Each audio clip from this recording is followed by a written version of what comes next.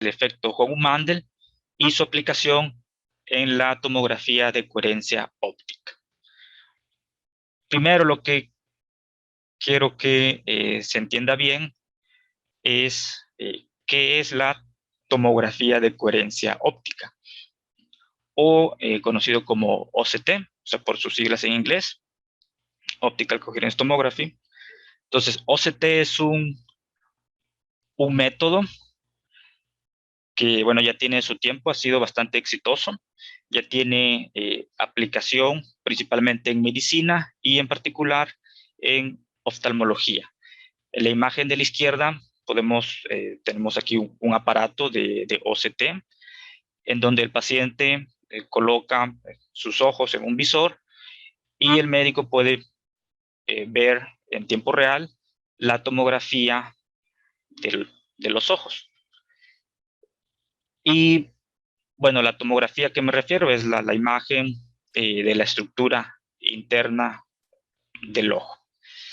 También tiene aplicaciones en otras áreas, pero bueno, en oftalmología es donde pues, ha tenido pues, mucha más aplicación.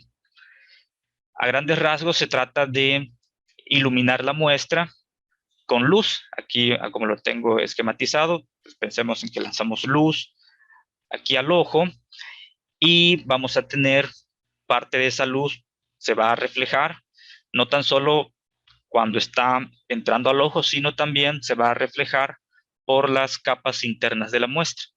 Esas reflexiones se van a mandar a un interferómetro y el interferómetro nos va a dar como resultado esta gráfica que tenemos abajo que vamos a llamar el interferograma. Entonces, este interferograma, este ejemplo corresponde al interferograma de solo un punto transversal del ojo. Observen aquí el eje horizontal, dice aquí longitud, y el eje vertical es intensidad, ¿ok? Intensidad de lo que, del interferograma.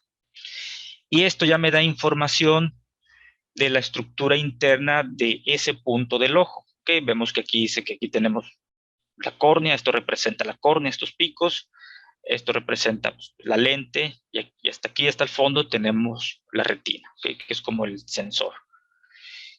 Ahora, esto es para tan solo un punto transversal del ojo.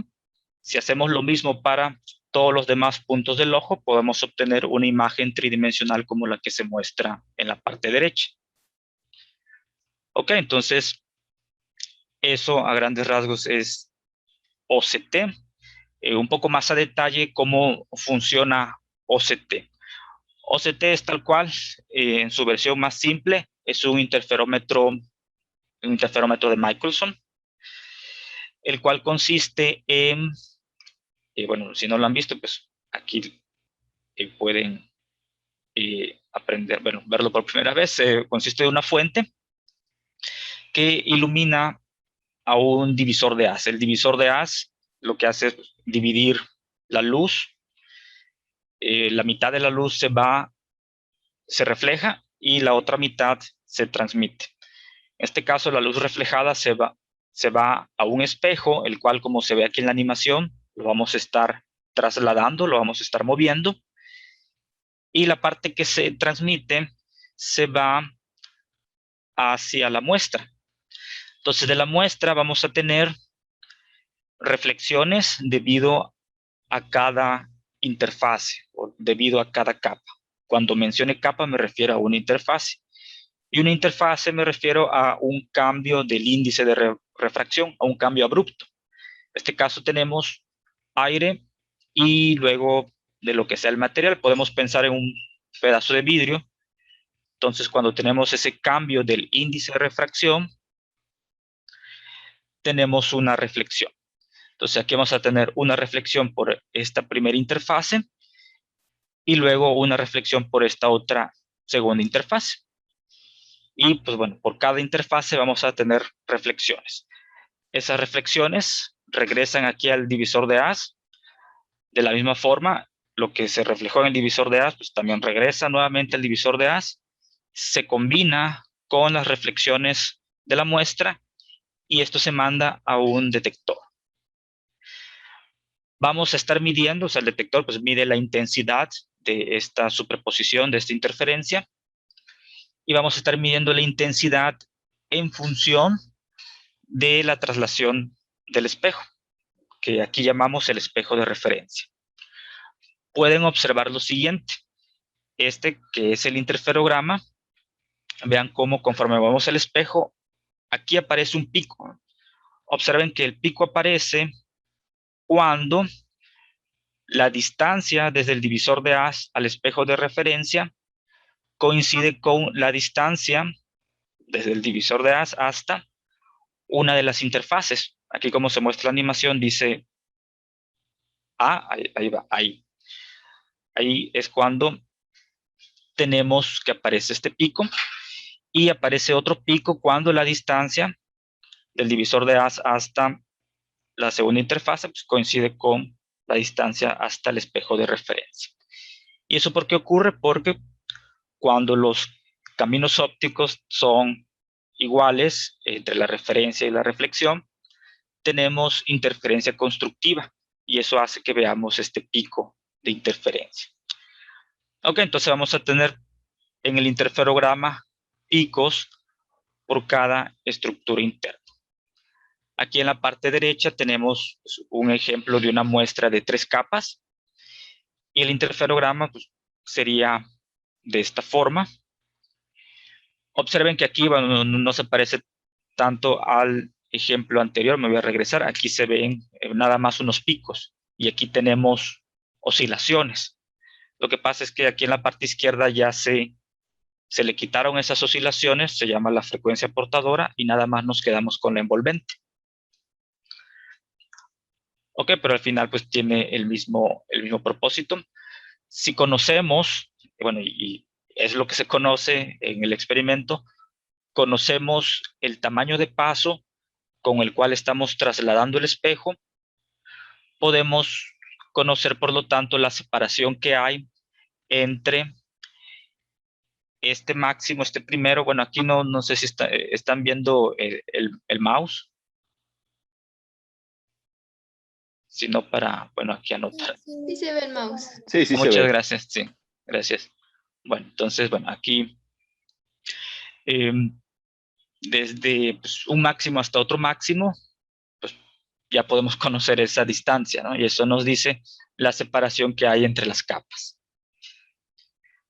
Muy bien, entonces, pues esto es tal cual OCT. ¿Qué características tiene el método?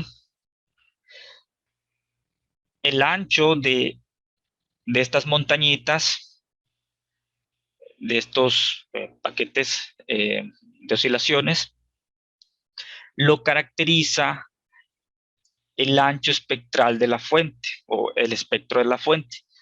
¿Qué es el espectro de la fuente? Es el contenido de frecuencias. ¿Okay? O sea, aquí en la parte izquierda tenemos un ejemplo, un espectro gaussiano, que tiene pues, cierto ancho, le llamamos el ancho espectral, y aquí a la derecha tenemos un interferograma de solamente una capa.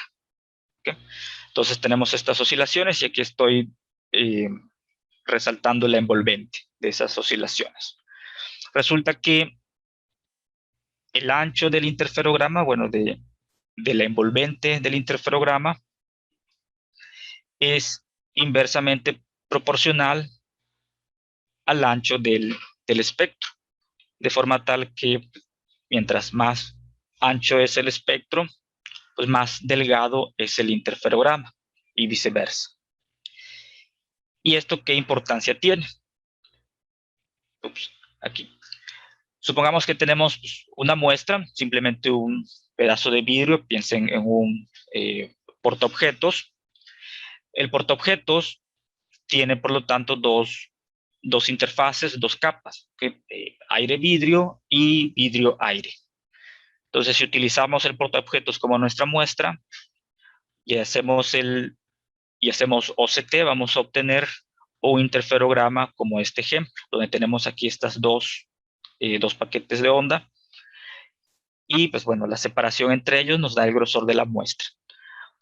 Observen qué pasa si la muestra es más delgada que el ancho del paquete de onda.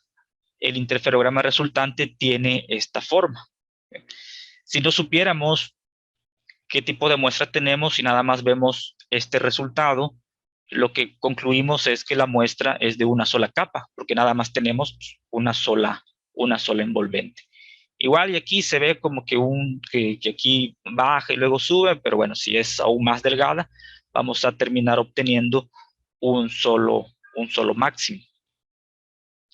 Ok, entonces vemos que aquí pues ya el sistema no logra resolver la muestra. ¿Okay? Entonces el ancho de las envolventes de estos paquetes de onda es lo que determina la resolución del método. Y pues, lo que buscamos es pues, tener pues, la mayor resolución posible, porque esto nos permite pues, resolver muestras más delgadas.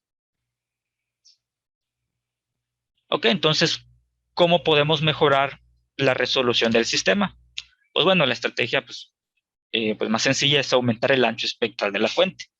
Pero, pues bueno, puede ser que, bueno, realmente no siempre es tan sencillo, ¿no?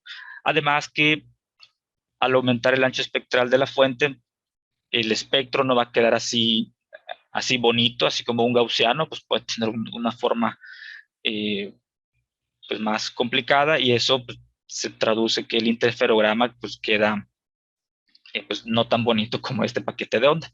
De hecho, pues el interferograma es realmente la transformada de Fourier del espectro. Ok, bueno, otra estrategia es tener cierto conocimiento eh, bueno, de la fuente y de la muestra, realmente aquí es de la muestra. Y la estrategia que estoy utilizando y de la que ahorita voy a platicar es utilizar estados cuánticos de la luz. En particular vamos a utilizar fotones entrelazados en frecuencia. Y bueno, aquí el entrelazamiento o entanglement, eh, pues bueno, es un concepto eh, pues bastante ahí complejo. En este sistema, realmente lo que a mí me interesa es la correlación en frecuencias que hay entre dos fotones. De hecho, no es necesario que estén entrelazados, lo importante es que estén correlacionados en frecuencia. Más adelante voy a explicar a qué me refiero con correlacionados en frecuencia. Resulta que la longitud de coherencia, o sea, el ancho resultante del interferograma utilizando fotones correlacionados en frecuencia es más delgado que el caso clásico, el caso OCT que acabo de mostrar. Y es más delgado por un factor de 2. Y eso pues resulta en una mejora de resolución por un factor de 2. Ok, entonces primero, ¿cómo podemos generar estos pares de fotones? Entonces, repito, pues vamos a utilizar pares de fotones.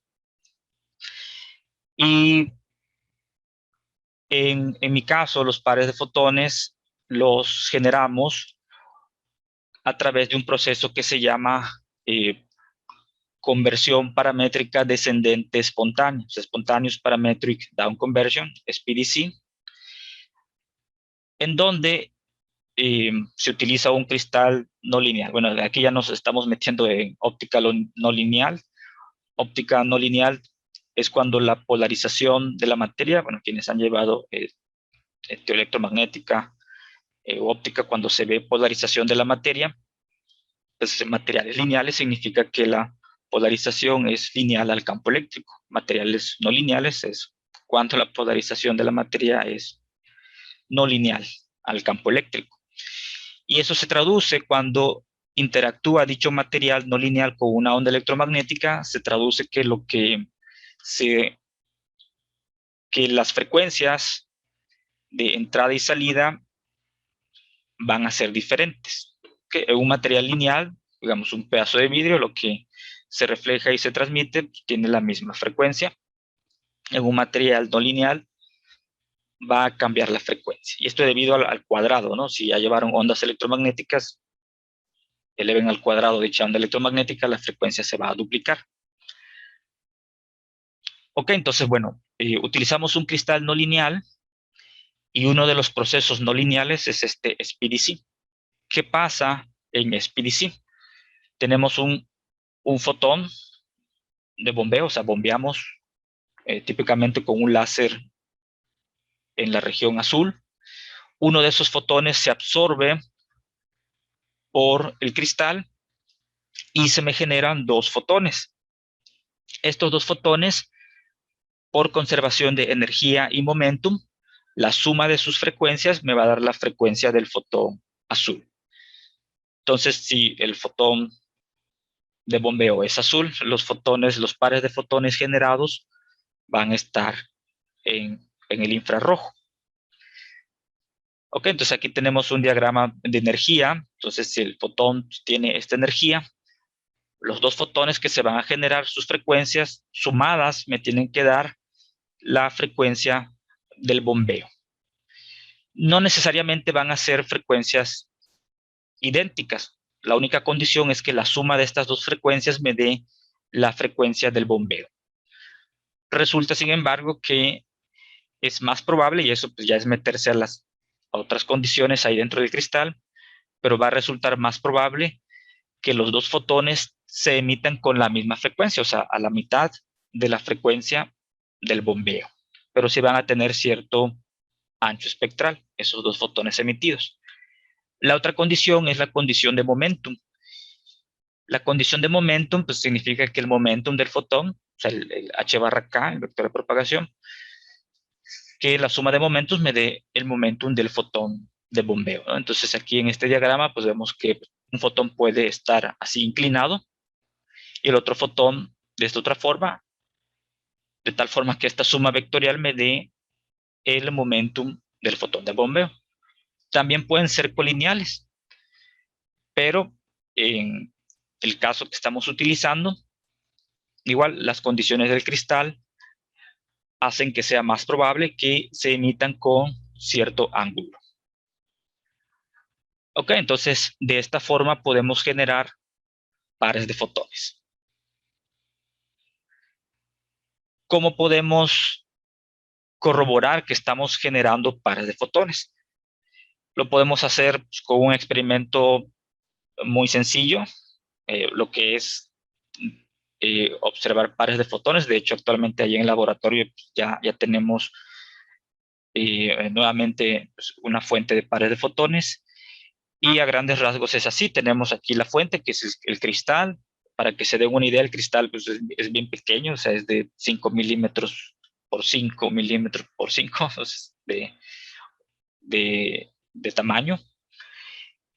Y pues bueno, se bombea aquí, pues no estoy dibujando el bombeo, pero bueno, se bombea con un láser azul y de forma espontánea, o sea, de repente se generan los pares de fotones, los cuales se mandan aquí a unos fotodetectores. ¿Okay? Eh, los fotodetectores, pues a través del efecto fotoeléctrico, pues, absorben pues, el fotón que le llega y generan pulso eléctrico. ¿Okay? Este pulso eléctrico de ambos los mandamos a un sistema que detecta la separación temporal que hay entre esos pulsos eléctricos. ¿Ok? En la parte derecha tenemos lo que se llama un histograma de coincidencias. El histograma de coincidencias grafica cuántos pares de pulsos, perdón, llegan con cierta separación temporal. Por ejemplo, aquí, bueno, este cero significa cuántos pares de pulsos llegaron con cero delay, o sea, que llegaron al mismo tiempo aquí al contador de coincidencias. Aquí al ladito, digamos, donde dice un nanosegundo, pues más o menos aquí, no sé, unas 7, quiere decir que tenemos 7 pulsos, 7 pares de pulsos que llegaron con una separación de un nanosegundo. Y así nos vamos, ¿no? Vemos que por acá en 10, pues prácticamente es 0. 0 pares de pulsos llegaron con una separación de 10 nanosegundos. Entonces, ¿qué observamos aquí? Que pues tenemos pues muchos pares de pulsos, o sea, pues, 9 pares de pulsos, que se traduce a 9 pares de fotones por segundo que llegan simultáneamente. Entonces, efectivamente tenemos una fuente de pares de fotones. Ok, si no tuviéramos una fuente de pares de fotones, realmente tendríamos algo plano o un histograma plano, lo cual significa que no hay preferencia en la emisión de los fotones. Aquí sí hay preferencia en emitir 2 fotones de forma simultánea. Muy bien, pues bueno, esto es como podemos generar pares de fotones. Ahora, otro elemento importante es cómo funciona el divisor de Haas con fotones, ¿no? O sea, lo mencioné rápidamente ahí en el interferómetro de Michelson. O sea, mencioné que divide la luz mitad y mitad. Y eso pues lo podemos observar aquí en la parte izquierda. Que cuando tenemos una fuente clásica, me refiero a, pues, a una fuente no cuántica, ¿no? O sea, una fuente pues ya intensa con muchísimos fotones, la cual podemos visualizar pues, ya como una onda electromagnética. Cuando hablamos de pues, una fuente cuántica, tenemos pocos fotones y pues ya lo visualizamos como la imagen de la derecha. Bueno, por supuesto es una representación, ¿no? O sea, la imagen del fotón no es nada más un punto, ¿no? Sino pues es una función de onda. Pero bueno, para fines de la plática, pues vamos a verlo así.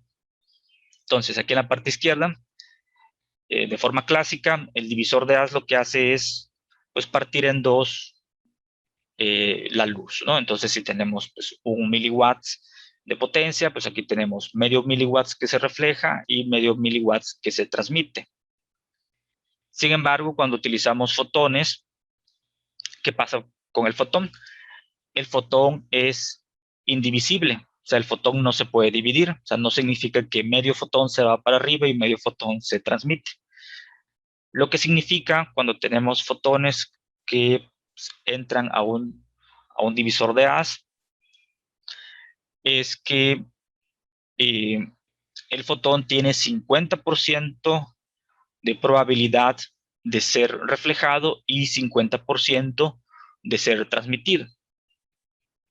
Ok, o sea, cuando llega aquí, bueno, de hecho me faltó mencionar qué significa este esquema del divisor de Haz. O sea, el divisor de Haz son dos prismas triangulares que se pegan formando un cubo.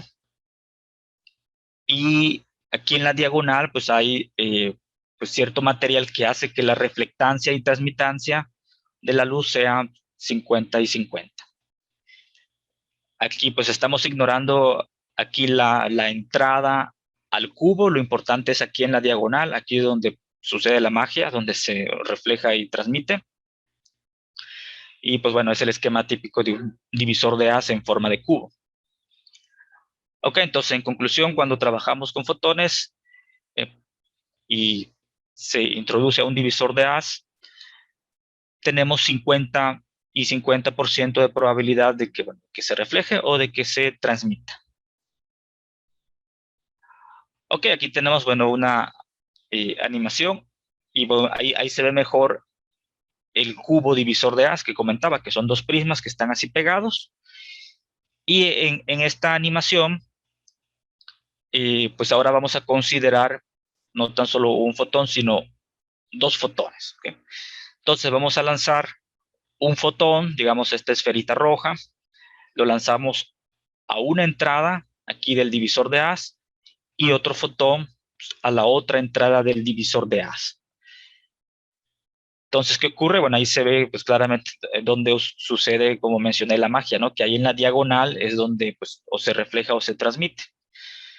Aquí el ejemplo que se está mostrando es solamente el caso en donde se reflejaron.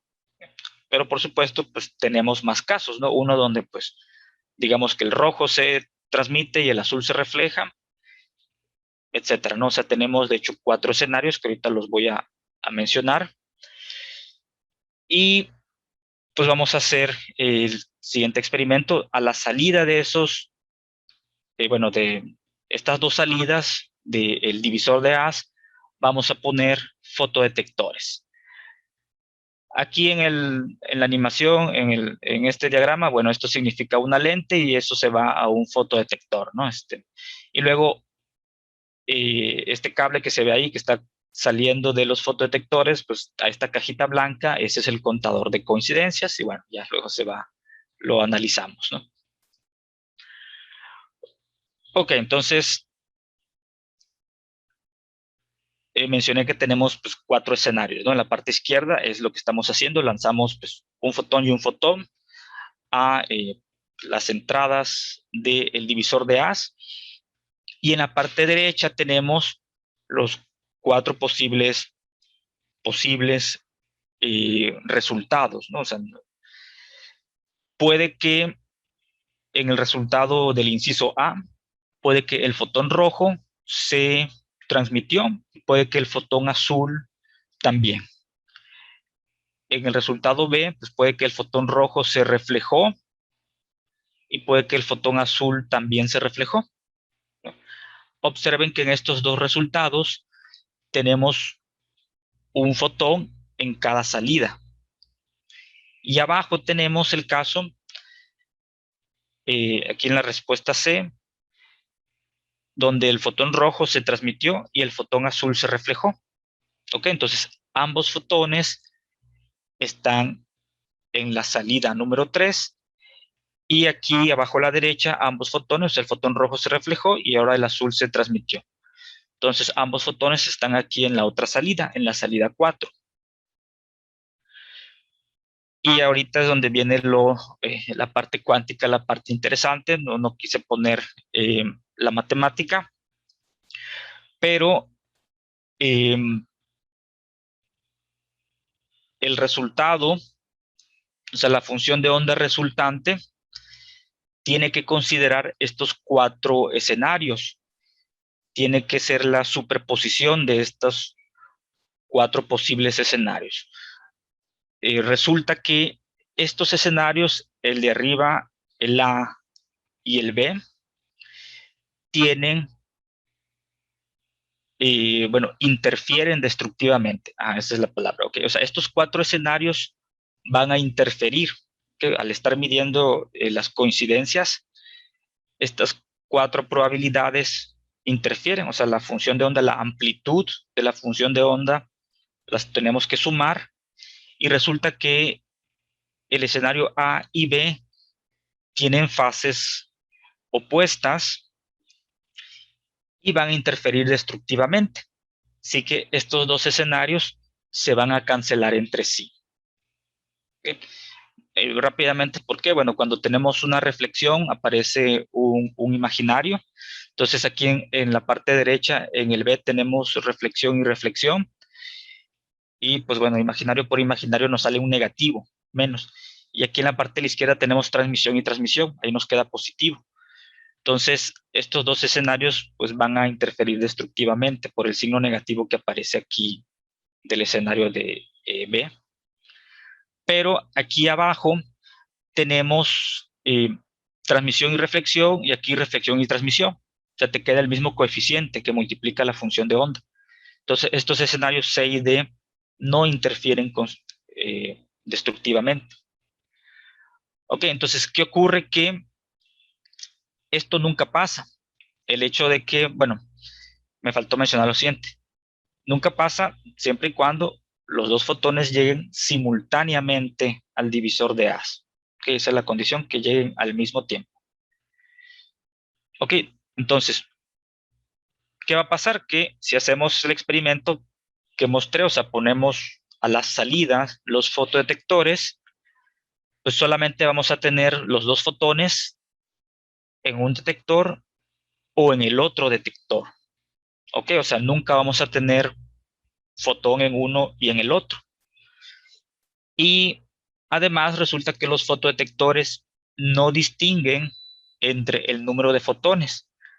En este caso, el C, si le llegan al detector 1, le llegan 2 fotones, entonces me va a producir un pulso eléctrico. Si le llega un fotón, también. Si le llegan 3, lo mismo. Entonces, para el fotodetector es indistinto el número de fotones. Cabe mencionar que sí se está haciendo investigación en desarrollar detectores que resuelven el número de fotones, pero pues de hecho es investigación que todavía está iniciando.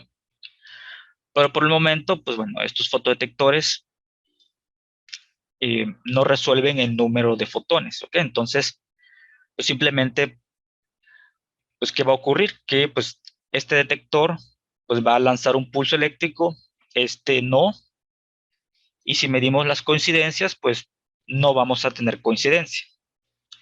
Y lo mismo para el otro escenario, o sea, el detector 2 va a lanzar un pulso eléctrico, el otro nada, y pues no tenemos coincidencias. Entonces, ¿qué va a ocurrir? Que no vamos a tener coincidencias, ¿no? Pues bueno, esto es lo que se conoce como el efecto Hohmann-Mandel, y de hecho es un efecto cuántico. O sea, si lo hubiéramos analizado así simplemente con probabilidad clásica, pues hubiéramos pensado que sí tenemos coincidencias, ¿no? Porque si hubiéramos, jamás hubiéramos interferido destructivamente esos escenarios A y B. Ok, entonces esto sí es un distintivo cuántico. Ok, entonces esto es lo que se conoce como el efecto Hohmann-Mandel. Eh, este efecto Hohmann-Mandel pues ya ha sido demostrado pues, hace tiempo de forma experimental, y el experimento fue el que está aquí esquematizado en la parte izquierda. Tenemos un cristal no lineal, el cual pues, se bombea para generar pares de fotones. Un fotón se manda a un brazo de referencia y el otro fotón se manda a un espejo fijo.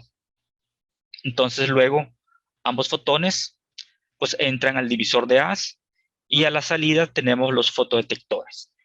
Y lo que vamos a medir son las coincidencias en función de este delay, de la traslación del brazo de referencia, como en el caso de OCT. Solo que aquí pues vamos a medir coincidencias en función de ese delay. Lo que vamos a obtener en este experimento es algo como lo que está en la parte derecha, que le vamos a llamar el interferograma de coincidencias. Y observen qué pasa. Aquí en el centro, el eje horizontal es el delay, la traslación del espejo, y justo cuando es cero, o sea que los brazos del interferómetro son idénticos, significa que ahí pues los dos fotones llegan simultáneamente al divisor de haz. ¿Y qué ocurre? Tenemos cero coincidencias. El eje vertical son las coincidencias. Tenemos cero coincidencias. Conforme vamos cambiando, trasladando el espejo de referencia, pues ahora empiezan a aparecer las coincidencias, porque se empieza a perder esa interferencia destructiva, y por ello aquí empieza a elevarse el número de coincidencias hasta llegar a un valor estable. ¿Ok? Y esto se le conoce como, bueno, el dip de Hohmann-Mandel, o el efecto Hohmann-Mandel. Muy bien, entonces, bueno, este efecto Hohmann-Mandel se, bueno, demostró ya hace mucho tiempo, no recuerdo cuándo, pero eventualmente se utilizó para desarrollar un método similar al OCT, pero utilizando pares de fotones. Y eso es pues, del tema que estoy trabajando, y a ese método le vamos a llamar tomografía de coherencia óptica cuántica. ¿Y de qué trata? El experimento es similar al de Hohmann-Mandel. Bueno, por cierto, se le llama así Hohmann-Mandel porque ellos fueron los científicos quienes lo descubrieron, Hong, Ohm y Mandel. Y pues bueno, ya le quedó así el nombre, y por ello a este lo llamamos un interferómetro de Hom. Se parece mucho a un interferómetro de Math-Zehnder, la diferencia es que aquí tenemos un cristal no lineal. Pero bueno, aquí en el método QOCT tenemos este interferómetro de Hom, y sustituimos, en lugar del espejo, como tenemos acá, este espejo, sustituimos ese espejo por una muestra. Pensemos, el ejemplo más sencillo, pues en un portaobjetos, ¿no? Y de forma similar a OCT, pues vamos a, bueno, aquí vamos a medir las coincidencias y vamos a medir el interferograma de coincidencias, ¿no? En función del delay del espejo de referencia. A la derecha tenemos un ejemplo.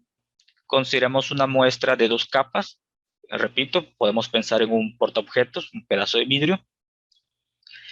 Y tenemos, por lo tanto, 2 interfaces. Esta primera de aire a vidrio y luego de vidrio a aire. Hacemos el experimento y vamos a obtener algo como esto. Aquí tenemos 2 Hough Mandel, ahorita explico este pico. 2 home. Y si conocemos el tamaño de paso del espejo, de la traslación del espejo, pues la separación que hay entre estos mínimos ya nos dice el grosor de este portaobjetos. ¿Ok? Bueno, aquí aparece una estructura intermedia. Esta estructura intermedia pues no tiene un nombre, no es un Hough Mandel. Bueno, para empezar, porque es un pico, pero resulta que también puede ser un mínimo y es consecuencia de interferencia cuántica entre, entre reflexiones, entre capas. Entonces, y bueno, esto ya igual es una consecuencia cuántica. Resulta que vamos a tener esta estructura intermedia por cada par de capas. Si aquí tuviéramos una tercera capa, todo hasta la derecha, tendríamos un Hough Mandel y en medio, entre la segunda y la tercera, tendríamos otra estructura intermedia. Y de hecho tendríamos otra estructura intermedia entre la primera capa y la tercera capa. Pero bueno, eso ya son, bueno, un detalle importante aquí del método y es algo que hemos caracterizado en una de nuestras publicaciones. Más adelante lo muestro. Entonces, ¿qué ventajas tiene el método QCT? Entonces, la ventaja, y es lo que mencioné anteriormente, es la resolución. Resulta que este ancho de este mínimo, el ancho es más delgado en comparación con lo que se hubiera obtenido con OCT si hubiéramos utilizado esta fuente, o sea, uno de los fotones, si lo hubiéramos utilizado para realizar el OCT clásico, hubiéramos obtenido una envolvente más ancha. Pero aquí en el caso cuántico, este envolvente, que de hecho no es un envolvente, de hecho esto ya es el resultado. O sea, la otra ventaja es que no tenemos una frecuencia portadora. El interferograma no es oscilatorio. Ya el resultado es tal cual pues esta curva. Ok, entonces, bueno, el ancho de este mínimo es pues, más angosto que el clásico y esa es una de sus ventajas. O sea, tiene una mejora en resolución. Otra ventaja, que bueno, requeriría más tiempo explicar, pero rápidamente, es que es inmune a la dispersión cromática. O sea, si la muestra es dispersiva, o sea que el índice de refracción depende de la frecuencia, en el caso clásico, el interferograma se ensancha, o sea, la envolvente se hace pues aún más amplia y eso pues nuevamente disminuye la resolución. Resulta que este método es inmune a la dispersión cromática de la muestra y eso es debido, y es también lo padre, a esta relación en frecuencia entre los pares de fotones, o sea, a la conservación de energía. Mencioné que la suma de las frecuencias me da la frecuencia del fotón de bombeo. Entonces, esa relación de frecuencias entre los fotones hace que el interferograma va a quedar idéntico sin importar que la muestra fuera dispersiva. Desventajas, bueno, una desventaja es esta estructura intermedia, ¿no? Porque esta estructura intermedia se puede confundir Si por si acaso hubiera quedado un mínimo, se puede confundir con una capa. Otra desventaja es, bueno, la gran desventaja es la eficiencia para generar pares de fotones. Es muy baja eficiencia. O sea, aquí de cada 10 a la 12 fotones de bombeo se me genera un par. ¿Ok? O sea, repito, de cada 10 a la 12 fotones de bombeo se me genera un par. O sea, tiene una eficiencia de 10 a la menos 12. Eh, y eso hace que obtener un interferograma de este tipo requiera mucho tiempo de adquisición. Y de hecho, en los experimentos que hemos hecho, hablamos de horas. Entonces, si esto lo queremos llevar pues, a algo práctico, pues no vamos a tener al paciente ahí pues, horas, ¿no? Con los ojos así abiertos para hacer un simple interferograma de un punto del ojo, porque luego hay que hacer todavía el escaneo transversal del ojo. Ok, entonces, bueno, esa es la gran desventaja. Pero bueno, las ventajas pues son esta mejor en resolución e inmunidad a la dispersión. Y también, pues algo bueno, que a mí me interesa, pues es esta interacción de pares de fotones con muestras y pues la parte de interferometría cuántica, que es lo que me atrae de este tema. Ok, entonces ahora voy a hablar de las publicaciones pues, algo recientes que he tenido en colaboración con mis colegas de la UNAM. Cabe mencionar que aquí, pues lo que es la idea, lo que es la teoría, eh, es en lo que yo me he encargado, pero bueno, ya la parte experimental, eh, pues se ha desarrollado en la UNAM. Y aquí, pues bueno, también la razón, porque bueno, pues cuando inicié aquí en el TEC en el 2015, pues cuando uno inicia como investigador, pues tiene que todavía conseguir fondos de investigación, empezar a armar el laboratorio.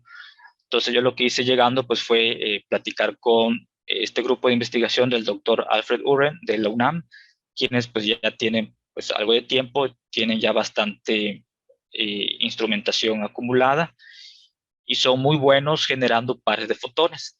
Entonces propuse, ellos estaban buscando qué hacer con esas fuentes de pares de fotones que están desarrollando y fue que les propuse hacer pues todo este proyecto de Quantum OCT.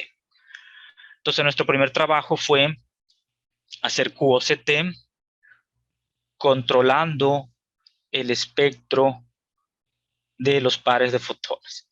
¿A qué me refiero con el espectro de los pares de fotones? Previamente, pues mostré el espectro pues, de una fuente de luz, ¿no? Que nos dice el contenido de frecuencias. En el caso de dos fotones, tenemos el espectro conjunto. ¿Ok? Entonces, el espectro de la fuente de dos fotones se ve algo así como la imagen que está abajo a la derecha. En el eje horizontal tenemos la frecuencia de un fotón y en el eje vertical la frecuencia del otro fotón. Y el color map nos indica pues bueno, el valor, la amplitud, la intensidad de ese espectro, en donde el color rojo es pues, más intenso y el color negro es cero, o sea que no existe. ¿Qué significa esto? Que es más probable que los pares de fotones se emitan aquí con una frecuencia de omega 0 y omega 0, o sea, con la misma frecuencia. Y esta omega 0, pues resulta que es la mitad de la frecuencia del bombeo. Por ejemplo, digamos que nos colocamos por aquí, aquí donde está el mouse, abajo a la izquierda. Entonces ahí yo voy a anotar, entonces aquí en este puntito vemos que el fotón, el omega 2, pues tiene, pues bueno, la frecuencia es menor que el omega 0 y el otro fotón tiene este valor. Entonces, para ese par de frecuencias, pues el valor de este color map es 0. ¿Okay? Entonces resulta que no es posible tener fotones con frecuencias, digamos, hacia ambos, pues más pequeños que la frecuencia central. Y bueno, si nos posicionamos ahora aquí arriba a la izquierda, pues vemos que sí es posible tener un fotón con un poco más de frecuencia y el otro con menos frecuencia. De hecho, pues esto tiene sentido, y aquí me voy a regresar rápidamente aquí al esquema que puse de energía, porque para conservar energía, si un fotón tiene un poco más de frecuencia, pues el otro tiene menos, ¿no? Para que la suma me dé la frecuencia del fotón de bombeo. Ok, por ello tenemos un espectro conjunto de esta manera. Ahora, lo que analizamos y desarrollamos en esta publicación es cómo afecta este espectro conjunto al interferograma de coincidencias, y observamos que si logramos tener un espectro conjunto en donde este ancho, el que está así en la diagonal, el que le pongo omega d, eso representa el ancho a lo largo de este eje, si ese ancho depende del ancho del bombeo. Si logramos que sea suficientemente amplio, observamos que podemos eliminar esta estructura intermedia, ¿no?, que mencioné es una de sus desventajas, sin sacrificar resolución, sin sacrificar la posición de los mínimos de Hough-Mandel. Y es tal cual el experimento que hicimos, ¿no?, en esa publicación.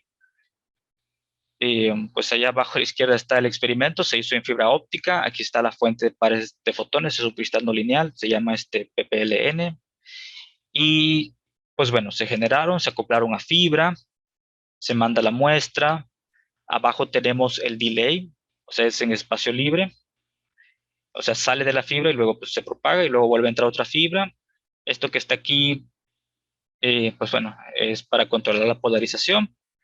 Luego se combina en un divisor de haz de fibra. Al final, pues, su función es similar al divisor de haz de cubo que les mostré. Y observamos las coincidencias en función de este delay.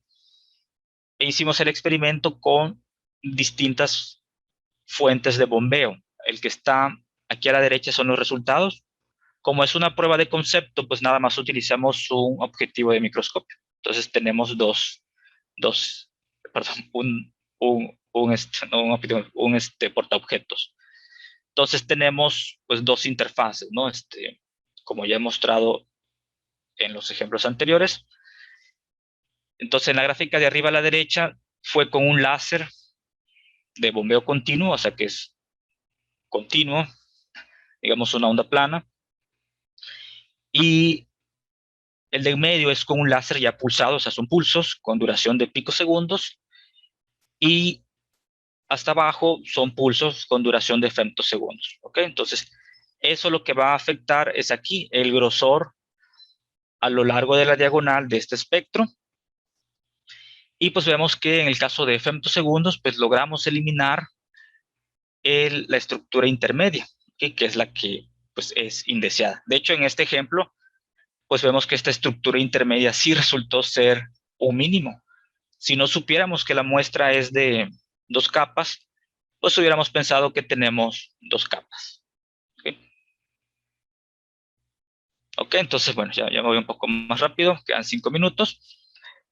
El otro trabajo que salió el año pasado fue muy similar, solo que en lugar de hacer el interferograma en función del delay, lo que medimos fue el espectro conjunto resultante.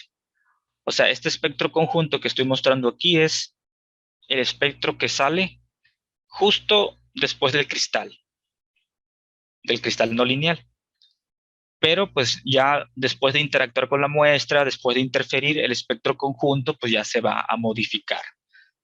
Resulta que uno puede recuperar de ese espectro conjunto toda la información del interferograma sin necesidad de hacer el barrido, sin necesidad de hacer un delay. Entonces, pues este método tiene esa gran ventaja de que no tenemos que hacer el barrido, simplemente obteniendo el espectro conjunto. Aquí a la salida colocamos, bueno, aquí fibras. ¿Por qué fibras? Porque cuando fibras muy largas, de hecho son 5 kilómetros de fibra, por supuesto está enrollada, no es que lo hayamos extendido. Y cuando el fotón se propaga, por dispersión en cada fibra, pues se van separando las frecuencias y ya aquí a la salida medimos los tiempos de llegada y como conocemos el perfil de dispersión de las fibras, pues podemos determinar el espectro conjunto. Y bueno, el detalle es que de ese espectro conjunto pudimos recuperar el interferograma de coincidencias idéntico al que hubiéramos obtenido haciendo el barrido. Y aquí en la parte derecha mostramos el resultado. La curva roja es nuestro proceso de reconstrucción a partir del espectro conjunto y los puntitos negros, pues hicimos el experimento pues, para corroborar haciendo el barrido. Y aquí la gran diferencia es la siguiente. Estos resultados, los puntitos negros, se obtuvieron en horas, unas, no sé, 6 horas, y la curva roja en 5 segundos. Entonces, hemos logrado disminuir muchísimo los tiempos de adquisición. Entonces, pues ya no es lo mismo pues, estar ahí en el aparato 6 horas que estar 5 segundos, ¿no? Igual 5 segundos sí es factible. Y pues bueno, eh, lo que estamos trabajando actualmente, o sea, lo que mostré es simplemente el interferograma pues, de un solo punto del ojo. Pues ahora agregarle la parte transversal pues también es un reto y requeriría mucho tiempo, pero ya tenemos avances significativos. Este experimento, pues bueno, ahora por la pandemia se cambió el experimento de la UNAM, ahora se movió al Centro de Investigaciones en Óptica que está en León, Guanajuato, y lo que hemos hecho es incorporar, bueno, pues varios cambios. O sea, ya no estamos utilizando un interferómetro de Cohen-Mandel, ahora es un interferómetro de Michelson. Tiene ahí sus detalles, pero al final pues podemos también hacer QOCT. Y en uno de los brazos del interferómetro colocamos una cámara ICCD, bueno, una cámara, ¿no? Pero es bastante sensible que puede detectar pues, a nivel de un solo foto. Entonces pensemos que cada píxel es un fotodetector. Y la ventaja de esto es que pues ahora ya nos quitamos el tener que hacer el barrido transversal de la muestra. Simplemente con la cámara podemos obtener imágenes como las que tenemos a la derecha. Estos son ya nuestros resultados, pues algo recientes, quizás de hace 2 semanas, donde pues bueno, hicimos una muestra igual, un portaobjetos, se recubrió de oro arriba y bueno, en ambos lados. Luego por ablación láser se dibujaron estas letras Phi y Epsi. Y pues bueno, hicimos la tomografía de esa muestra, ¿no? Nuevamente, esto es prueba de concepto. Y pues sí, aquí se ve ya pues pues ya la tomografía, ¿no? Ya en 3 dimensiones. Aquí sí fue haciendo el barrido. O sea, tuvimos que hacer el barrido, pero eh, pues ya no fue necesario hacer el caso transversal. En este caso no duró 6 horas, duró pues casi 1 hora, gracias al que la configuración de Michelson lo hace pues más robusto, más eficiente, pero sigue siendo bastante tardado. Pero pues la ventaja pues que ya tenemos pues ahora sí la sección transversal. Ok, a futuro, bueno, lo siguiente, ya que terminemos de escribir es combinar el método espectral con este método que se le llama de campo completo, para ahora sí pues poder hacer QOCT completo en segundos, que ya no en horas, sino en segundos, y llevarlo pues a algo pues, más práctico. Ok, entonces pues bueno, así concluye pues mi plática.